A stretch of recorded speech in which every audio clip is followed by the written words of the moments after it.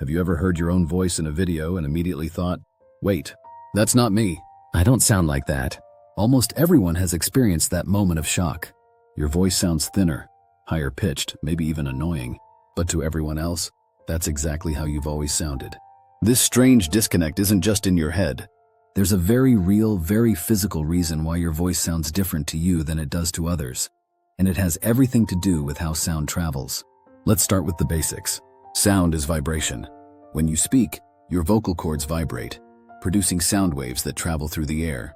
These waves hit the outer ear of the person listening, move down the ear canal, vibrate the eardrum, shake the tiny bones of the middle ear, and finally reach the cochlea in the inner ear. There, the vibrations are turned into electrical signals your brain understands as sound.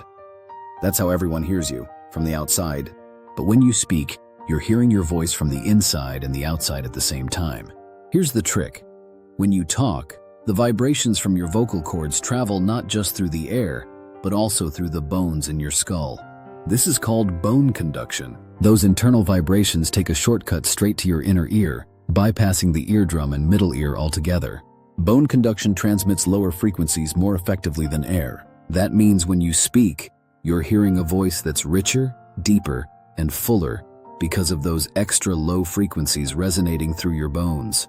But microphones don't pick up bone conduction. They only record the sound traveling through the air. So when you hear yourself in a recording, you're missing all those internal vibrations. The result? A version of your voice that sounds thinner, higher pitched, and very different from what you're used to. The difference can be quite noticeable. On average, your voice sounds about half a tone to a full tone lower to yourself than it does in a recording. And for some people, especially those with lower or more resonant voices, the shift can feel dramatic. But there's more. Your brain plays a role in this too.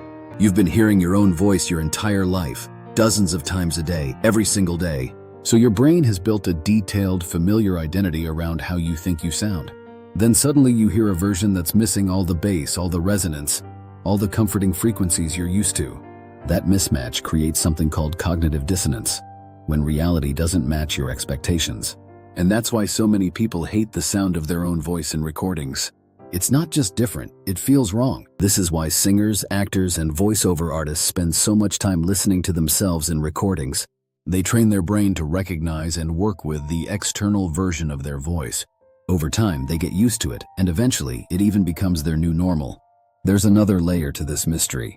The type of microphone matters. Cheap microphones often distort the high frequencies, making your voice sound even thinner and more nasal. That's why your voice might sound worse on a phone call than it does in a professional video. High-end studio microphones are designed to capture a fuller, more accurate range of frequencies, sometimes even mimicking how we hear ourselves internally. But the truth is, no microphone can fully replicate the experience of bone conduction. That part of your voice is something only you can hear. This concept is so real that it's used in medical technology. Some hearing aids, like bone-anchored hearing systems, use bone conduction to send sound directly to the inner ear, bypassing damaged parts of the outer or middle ear. Bone conduction is also used in special headphones, often by athletes or military pilots, where situational awareness is critical. These headphones don't block your ears. Instead, they send vibrations through the bones of your skull so you can still hear what's happening around you while listening to audio. So in the end, why does your voice sound so strange in recordings? Because you're hearing only half the picture. Everyone else hears your voice as it travels through air, but you hear it through both air and bone. That deeper, fuller, more you version, that exists only inside your skull. And that means everyone else has always been hearing your real voice, long before you ever did. It's one of the rare situations in life where the people around you might know something about you that you don't fully know yourself. Your voice has always been public. You just hadn't heard it yet. Subscribe us for more videos.